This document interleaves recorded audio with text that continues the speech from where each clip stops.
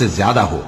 اس طرح اللہ تمہارے لیے اپنے احکام کھول کھول کر بیان فرماتا ہے تاکہ تم سوچو، یعنی دنیا اور آخرت کی باتوں میں غور کرو۔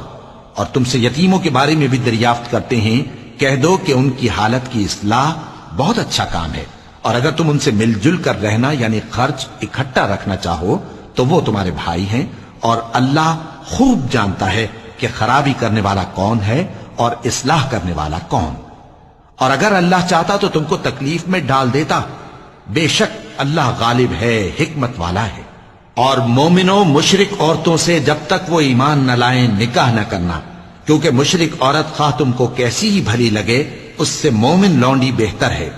اور اسی طرح مشرک مرد جب تک ایمان نہ لائیں مومن عورتوں کو ان کی زوجیت میں نہ دینا، کیونکہ مشرک مرد سے خواہ وہ تم کو کیسا ہی بھلا لگے مومن غلام بہتر ہے۔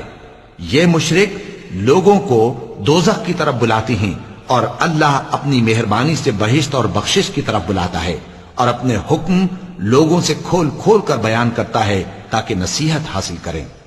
اور تم سے حیض کے بارے میں دریافت کرتے ہیں، کہہ دو وہ تو نجاست ہے، سو ایام حیض میں عورتوں سے کنارہ کش رہو، اور جب تک وہ پاک نہ ہو جائیں ان سے مقاربت نہ کرو۔ ہاں جب وہ پاک ہو جائیں تو جس طریق سے اللہ نے تمہیں ارشاد فرمایا ہے ان کے پاس جاؤ، کچھ شک نہیں کہ اللہ توبہ کرنے والوں اور پاک صاف رہنے والوں کو دوست رکھتا ہے۔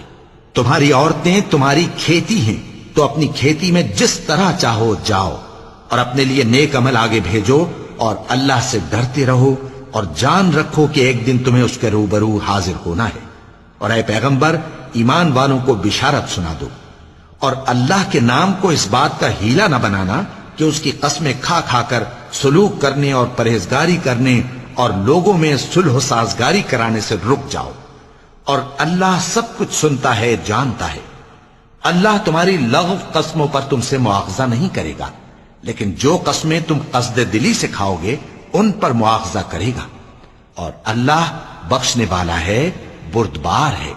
جو لوگ اپنی عورتوں کے پاس جانے کی قسم کھا لیں ان کو 4 مہینے تک انتظار کرنا چاہیے۔